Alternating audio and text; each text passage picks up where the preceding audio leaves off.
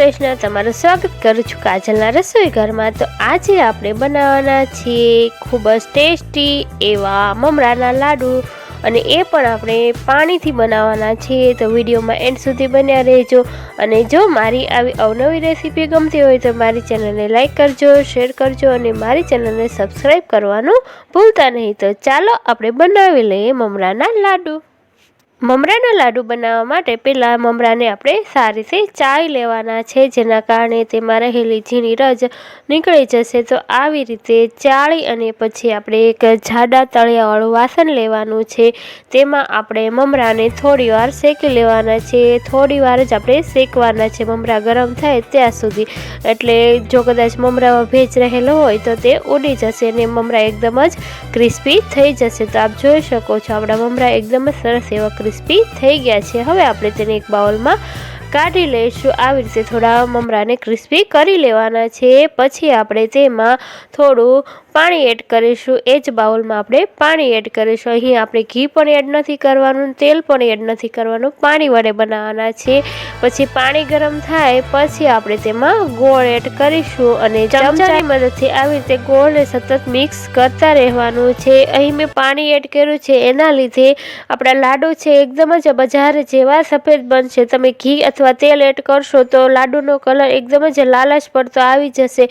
તો આવી રીતે આ ચોક્કસથી પાણી નાખીને ટ્રાય કરજો, એકદમ જ બજાર જેવા લાડુ બનશે। તો આપ જોઈ શકો છો આપણો ગોળનો પાયો આવી ગયો છે। ગોળમાં આવી રીતે બબલ્સ પડવા લાગે ત્યાં સુધી આપણે ગોળને ગરમ કરવાનો છે। તો આપ જોઈ શકો છો ઉપર આવી રીતે રોટલો બની જાય, આપણા ગોળમાં બબલ્સ પડવા લાગે ત્યાં સુધી આપણે ગોળને શેકવાનો છે। તો આપણો ગોળનો પાયો એકદમ જ સરસ આવી ગયો છે। આવી રીતે ગોળમાં ઉપર રોટલો પડવા લાગે ત્યાં સુધી ગોળને શેકવાનો છે। તો આપણો ગોળ સારી રીતે શેકાઈ ગયો છે, ગોળનો પાયો આવી ગયો છે। હવે આપણે તેમાં મમરા એડ કરીશું। તો આપ જોઈ શકો છો આવી રીતે ધીમે ધીમે મમરા એડ કરી દેવાના છે। ગોળનો પાયો લેતી વખતે ખાસ ધ્યાન રાખવાનું છે। આવી રીતે ગોળમાં બબલ્સ પડવા લાગે ત્યાર પછી જ આપણે મમરા એડ કરવાના છે। તો આવી રીતે ધીમે ધીમે બધા જ મમરાને ગોળ સાથે મિક્સ કરી દેવાના છે। તો આપ જોઈ શકો છો અહીં આપણે બધા જ મમરા છે તે ગોળ સાથે મિક્સ થઈ રહ્યા છે।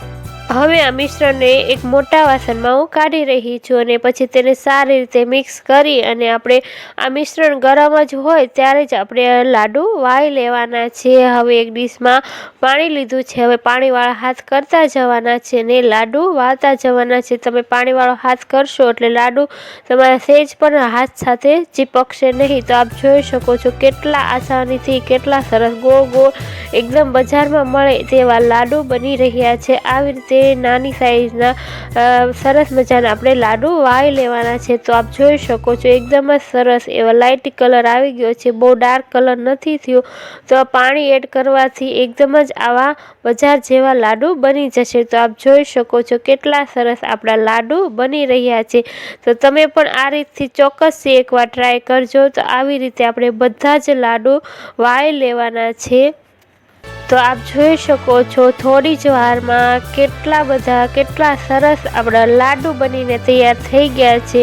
અને બાળકોને તો આ મમરાના લાડુ ખૂબ જ ભાવતા હોય છે। તો તમે આ રીતથી ચોક્કસથી એકવાર બનાવજો। તો અને આ ગોળમાં બનાવેલા લાડુ તો આપણા શરીર માટે ખૂબ જ લાભદાયક છે। તો તમે આ લાડુ ચોક્કસથી બનાવજો। લાડુને તમે મહિનાઓ સુધી સ્ટોર કરી શકો છો, એકદમ જ સરસ એવા ટેસ્ટી બને છે। બનાવજો। તો આજની મારી આ રેસીપી તમને કેવી લાગી? જો તમને મારી આ રેસીપી ગમી હોય તો મારી ચેનલને લાઈક કરજો, શેર કરજો અને મારી ચેનલને સબસ્ક્રાઈબ કરી અને બાજુમાં રહેલું બેલ આઇકન દબાવવાનું ભૂલતા નહીં। તો આવી જ અવનવી રેસીપીઓ તમને સૌથી પહેલાં મળતી રહે। તો હવે ફરી મળીશું એક નવી જ રેસીપી સાથે। ત્યાં સુધી આવજો। Thanks for watching.